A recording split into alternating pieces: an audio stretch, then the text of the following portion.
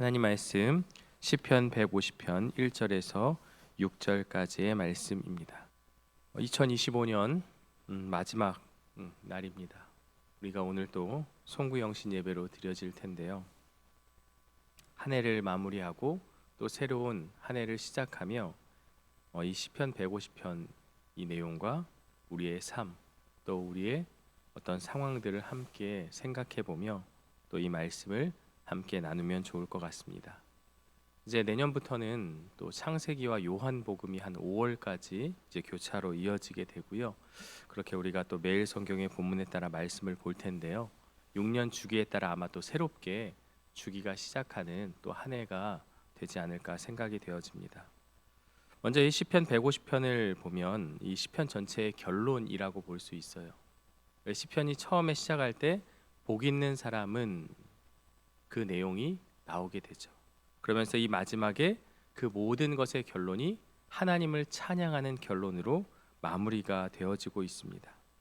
시인은 이 본문을 통해서 찬양하라는 명령을 13번이나 쏟아내며 이 짧은 구절 안에 살아있는 모든 피조물을 불러 모으고 있습니다.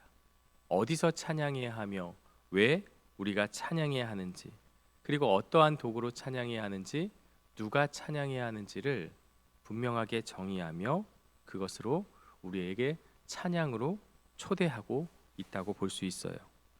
먼저 1절을 보면 할렐루야 그의 성소에서 하나님을 찬양하며 그의 권능의 궁창에서 그를 찬양할지어다. 찬양의 장소를 지금 이야기하고 있죠. 물론 성소와 궁창이 그 모든 것을 의미하고 있기 때문에 이것은 무엇이냐? 어디서든지 우리가 하나님을 찬양해야 한다는 거죠. 특정한 곳에 제한될 수 없다는 거예요. 우리가 하나님을 찬양해야 되는 그 장소는 내가 있는 그 어느 곳에서든지 누구나 찬양해야 한다는 거죠. 땅과 하늘의 모든 존재가 하나님을 찬양하라고 말씀하고 있습니다. 특별히 성소는 땅 위에 예루살렘 성전을 이렇게 문자적으로 가리키고요. 특별히 궁창은 하나님의 권능. 창세기 1장에 보면 히브리어 라키아라고 해서 그 펼쳐진 것이라는 뜻이 담겨 있는 이 궁창은 하나님이 물을 위와 아래로 나누기 위해서 만든 돔 모양의 하늘을 가리키고 있습니다. 사실 우리가 이것을 정확하게 정의 내리기가 쉽지는 않은데요. 결국 무엇을 말하느냐? 찬양은 어떠한 장소에 매여 있을 수 없다. 그것이 이 1절이 말하는 핵심이라고 볼 수 있습니다. 2절은 그의 능하신 행동을 찬양하며 그의 지극히 위대하심을 따라 찬양할지어다. 우리가 왜 하나님을 찬양해야 하는가? 물론 찬양을 하니까 찬양을 하기도 하죠. 교회에서 찬양을 하고 예배 중간에 찬양이 불려지고 하니까 찬양을 하지만 왜 우리가 찬양해야 하는지 그 이유에 대해서 두 가지로 설명하고 있습니다. 첫 번째는 그의 능하신 행동입니다. 이스라엘에게 이 상황을 대입해 보면 이들을 구원하여 주시고 특별히 애굽의 압제에서 출애굽하여 주신 그 은혜, 그리고 광야에서의 보호, 또 포로 생활로부터의 귀환, 모든 역사가 하나님의 은혜가 아니면, 그의 능하신 행동이 아니면 설명할 수 없는 그러한 삶의 모습들이죠. 그래서 그들은 하나님을 찬양했던 것이죠. 마찬가지로 우리 삶의 모습도 어떠합니까? 한 해를 마무리하며 2025년을 돌아보니 행복한 일들도 있지만 또 슬픈 일, 어려운 일, 고난의 순간들도 있었을 것입니다. 그러나 그 여부와 상관없이 우리와 함께 하시는 그 하나님으로 말미암아, 그 하나님이 내 삶에 역사하신 그 일로 말미암아 우리는 찬양해야 한다라는 것입니다. 내 삶의 어떤 결과를 가지고 하나님을 찬양하는 게 아니라 하나님이 행하신 그 모든 일들에 대해서 우리가 찬양해야 한다라는 것이죠. 두 번째는 그의 지극히 위대하심을 따라 찬양할지어다. 그 누구와도 비교할 수 없는 하나님의 성품을, 하나님의 그 위엄을 의미하고 있는 것이죠. 만물의 왕으로서 우리가 그분을 감히 우리가 사실은 이렇게 찬양하는 것도 우리의 존재가 그렇게 할 수 없는 존재였죠. 우리는 하나님의 이름조차 부를 수 없는 존재였지만 우리를 구원하시고 우리를 사랑하여 주시고 우리와 함께 하시는 그분이 행하신 그분이 누구인지를 알게 되면 우리는 찬양할 수밖에 없다라는 것이죠. 3절부터 5절은 우리가 사용할 수 있는 모든 방법을 동원해서 어떻게 그분을 찬양해야 하는지를 구체적으로 말하고 있어요. 여러 악기들이 나오죠. 먼저 3절을 보면 나팔 소리, 이 양각 나팔을 말하는 거죠. 이 찬양의 시작은요, 나팔로 시작이 됩니다. 신의 산에서 또 왕의 즉위, 또 절기의 시작, 하나님의 임재를 나타내는 그 신호용 악기가 나팔이었습니다. 이 소리는 왕께서 우리 가운데 임하신다라는, 하나님이 우리와 함께 하신다라는 것을 선포하며 이 찬양의 서막을 열게 되는 것이죠. 비파와 수금은 현악기입니다. 레위인들이 담당했던 악기인데요, 가장 먼저 제사장의 나팔과 비파와 수금, 레위인의 악기 연주로 하나님의 임재를 선포하고 있습니다. 이 모든 것들이 굉장히 체계적으로 이루어지고 있죠. 그리고 나서 4절에 솟구치며 춤추어 찬양한다. 기쁨으로 춤추는 이제 성전에서 회중에게로 이게 확장이 되고 있습니다. 소고와 춤은 출애굽의 감격을 노래하는 미리암의 찬양처럼 구원과 승리를 온몸으로 축하하는 백성 전체의 기쁨의 표현입니다. 사실 우리도 춤추는 것, 율동하는 것도 어느 순간이 되면 참 하기가 쉽지 않죠. 그래서 어린 아이들을 보면 행복할 때가 있습니다. 우리 아이들이 성탄에도 이렇게 율동을 하고 또 하나님께 몸으로 찬양을 드리는 것을 보았는데요. 사실 우리는 우리의 기쁨, 우리의 모든 그런 기쁨을 우리의 온몸으로 또 표현해야 한다라는 것, 그것을 이 말씀을 통해서 알 수 있어요. 소고는 손으로 치는 드럼과도 같은 또 탬버린 같은 것인데요, 승리의 구원을 기념하는 축제에서 주로 여인들이 손에 들고 손으로 치면서 연주합니다.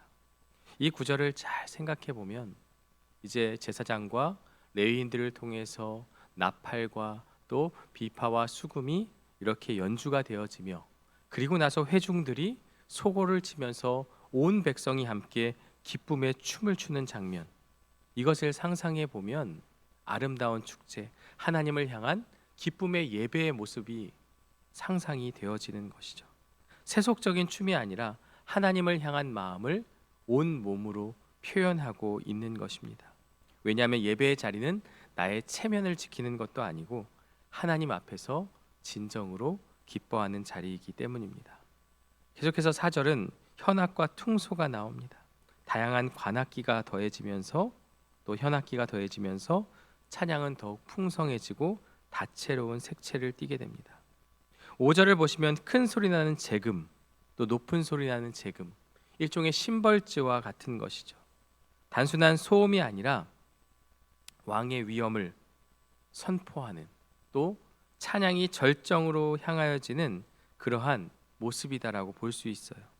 여기서 사용된 높은 소리, 이것은 바로 성전의 기초를 놓을 때 환호성처럼 터져 나오는 어떤 그런 우레와 같은 소리를 의미하고 있습니다. 이것은 정적을 깨뜨리고 온 세상을 주목하게 만드는 그러한 큰 소리가 될 수 있죠. 다른 모든 악기 소리를 압도하며 그 영광스러운 충격이, 또 영광스러운 그러한 소리가 온 세상으로 울려 퍼져 나가는 그러한 찬양이다라고 볼 수 있습니다. 지금까지 제가 악기에 대한 설명을 했는데 사실 제가 악기에 대해서 잘 모릅니다. 그러나 이 본문이 있기 때문에 제가 좀 설명을 드렸고요. 중요한 것은 이 악기가 어떤 악기가 사용되어졌고 이 악기가 어떤 것이냐, 이게 중요한 게 아니라 사실 중요한 것은 이 연주자들, 또 찬양하는 자들의 태도인 것이죠. 모든 것을 동원해서 온 힘을 다하여 전심으로 하나님을 찬양하라. 나는 찬양을 잘 못하고, 나는 음치이고, 또 나는 박치이고 이럴 수도 있습니다. 나는 악기도 다루지 못하고, 그게 중요한 게 아니죠. 내가 할 수 있는, 내가 소리 낼 수 있다면 내가 할 수 있는 그것으로 내 마음을 다해 하나님을 찬양하면 그것으로 충분하다는 것을 우리에게 말씀하고 있습니다. 여기까지가 이제 찬양에 대한 이야기를 쭉 했는데요, 마지막 6절이 결론인데요, 굉장히 중요한 말씀입니다. 호흡이 있는 자마다 여호와를 찬양할지어다 할렐루야. 호흡이 있는 자라는 표현, 특별한 의미가 있는데요. 단순히 살아있는 생명체를 넘어 창세기 2장 7절에서 하나님이 흙으로 사람을 지으시고 그 코에 직접 생명의 숨을 불어넣어 창조하신 바로 그 인간을 가리킵니다. 우리의 호흡은 하나님으로부터 부여받은 생명의 증표이자 선물입니다. 그분에게서 받은 그 호흡을 사용하여 다시 그분을 찬양하는 것은 인간 존재의 본질적인 목적이라는 것이죠. 인간은 찬양할 때 비로소 가장 인간다워지며 창조의 목적을 이루게 됩니다. 하나님을 기쁘시게 하는 자로 우리가 이 땅 가운데 존재하고 있고, 그 하나님을 기쁘시게 하는 방법이 바로 하나님을 찬양하는 것입니다. 이런 관점에서 찬양하는 것은 우리가 살아있다라는 것을 보여주는 증거입니다. 우리가 찬양을 하지 않고 하나님의 위대하심을 선포하지 않는다면 영적으로는 죽은 자와 다름없다는 그러한 통찰에 우리가 이를 수 있게 되는 것이죠. 시편 전체는 첫 구절부터 마지막 구절까지 하나의 질문에 대한 대답과도 같습니다. 하나님의 율법을 주야로 묵상하는 복 있는 사람은 결국 어떤 존재가 되는가? 1편에서 시작된 그 복 있는 사람, 율법을 주야로 묵상하는 그 사람이 어떠한 존재가 되는가? 150편은 말씀하고 있죠. 단순히 복을 받는다는 차원을 넘어서 찬양하는 존재가 되는 것이다. 하나님을 찬양하는 자가 되는 것이다. 율법에 대한 묵상으로 시작된 그 경건의 여정이 할렐루야로 그 영광스러운 완성을 보는 것입니다. 율법을 통한 순종의 삶은 결국 찬양의 삶으로 완성이 되어지는 것입니다. 이제 우리가 시편을 다 살펴보았습니다. 시편은 끝이 났지만 우리의 찬양은 끝나지 않았습니다. 오히려 시편을 읽고 그것을 묵상한 우리가 이제 찬양의 주체가 되어서 이 할렐루야를 계속해서 노래해야 하는 것이죠. 이 시는 누구에게 어디에서 어떤 방법으로 누가 찬양을 해야 하는가를 말하고 있습니다. 결국 호흡이 있는 자들은 어느 곳에서든 모든 수단을 동원해 하나님을 찬양해야 하는 것입니다. 시편 150편이 묘사하는 찬양은 결코 조용하거나 소극적이지 않습니다. 그 악기들의 소리가 모든 것을 압도하듯 우리의 찬양은 세상의 어두운 소리, 세상의 부정한 소리, 세상의 악한 소리들을 잠재울 만큼 우렁차야 한다라는 것이죠. 결국 무엇을 말합니까? 우리가 세상 사람들에게 가서 귀에다 대고 막 찬양하라 이게 아니라 이제 이 찬양이 우리의 삶의 노래가 되어서 세상에 나아가 우리의 삶의 모습을 통해 그 악한 그러한 세상 가운데서 우리가 하나님을 섬기고 하나님을 향한 마음을 보여줌을 통해서 세상을 변화시키는 삶의 모습을 보여야 한다라는 것입니다. 지금 내 삶에서 가장 큰 소음은 무엇입니까? 두려움의 목소리가 있을 수도 있고요. 유혹의 속삭임일 수도 있습니다. 시편 150편은 다른 소리를 침묵시킬 만큼 강력한 찬양을 부르라고 우리에게 명령하고 있습니다. 내가 기분이 좋을 때만, 또 하나님이 나에게 좋은 일을 또 허락하셨을 때만 우리가 찬양한다면 그것은 세상 사람들도 할 수 있는 당연한 찬양이 되는 것이죠. 그러나 우리의 삶에 고난과 어려움이 있고 환난이 닥칠지라도 할렐루야를 선포하는 것은 그것이 바로 믿음의 행위요, 우리의 삶의 어떤 그런 찬양의 모습이 되어야 한다는 것이죠. 특별히 찬양은 우리를 잠식하던 그 소리들을 잠재우고 우리의 시선을 문제의 크기가 아닌 하나님의 위대하심에 다시 맞추게 하는 강력한 힘이 있다는 것을 우리에게 말씀하고 있습니다. 특히 6절을 통해서 우리의 존재 방식이 하나님을 찬양하는 데 있다라는 것, 우리가 존재하는 이유는 하나님을 찬양하는 것이다 라는 것을 보았습니다. 하나님이 주신 호흡으로 살아가는 매 순간이 그분을 향한 찬양이 될 수 있습니다.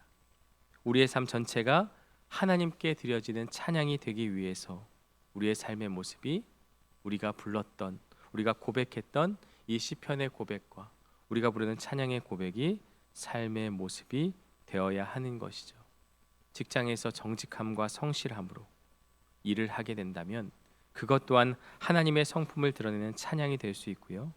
깨어진 관계 속에서 용서와 사랑을 실천하면 그것 또한 하나님의 은혜를 노래하는 찬양이 될 수 있습니다. 섬김과 나눔, 인내와 순종, 그 모든 삶의 행위가 하나님께 영광을 돌릴 때 찬양이 될 수 있습니다. 말씀을 맺겠습니다. 시편 1편에서 우리는 복 있는 사람으로 초대를 받았습니다. 율법을 묵상하고 의의 길을 걷는 삶이었습니다. 그리고 150편까지 오면서 할렐루야에 도착했습니다. 말씀을 묵상한 사람의 입에서 터져나오는 찬양, 할렐루야, 그것이 바로 시편의 결론입니다. 찬양은 우리의 창조 목적이고 하나님과의 생명줄이며 우리를 변화시키는 능력입니다. 입술만이 아니라 우리의 몸 전체로 우리의 감정과 의지와 전 인격을 통하여서 하나님을 찬양하는 삶. 시편 150편은 끝났지만 이제 우리의 삶 속에서 그 찬양이 흘러나와야 하는 것입니다. 지금 이 순간 숨을 쉬고 있다면 찬양할 이유가 있는 것입니다. 내 기분과 상관없이, 내 상황과 상관없이 주님을 찬양하고 주님을 고백하는 그러한 모습. 이제 2025년을 마무리하며 지금까지 또 올 한 해 인도하여 주신 그 하나님의 은혜를 찬양으로 고백하고 또 다가올 2026년을 바라보며 기대하는 마음으로 하나님을 찬양하는 우리 저와 여러분들 되시기를 주님의 이름으로 간절히 축원합니다. 함께 기도하겠습니다. 하나님 아버지 감사합니다. 시편 150편을 통해서 시편 전체의 결론의 말씀을 살펴보았습니다. 오늘 우리의 인생 가운데 삶의 어떤 모습들 가운데 어려움과 고난이 있지만 그러나 우리의 찬양이 멈출 수 없는 이유는 우리가 하나님을 찬양하기 위한 존재로 지음받았고 또한 우리에게 호흡이 있기 때문입니다. 우리의 삶의 순간순간마다 하나님의 은혜를 기억하며 찬양하는 삶이 우리 삶에 펼쳐지게 하여 주시고 무엇보다도 하나님을 사랑하는 그 마음을 나의 삶의 노래로 펼쳐질 수 있도록 우리의 삶을 인도하여 주옵소서. 때론 고난과 역경 속에서 힘들고 어렵지만 지금까지 베풀어 주신 은혜를 기억하며 하나님을 찬양하게 하여 주시고 다가오는 2026년을 기대하며 하나님의 역사하심을 바라보며 하나님을 찬양하는 우리 모두의 삶이 될 수 있도록 인도하여 주옵소서. 예수님의 이름으로 기도드리옵나이다. 아멘.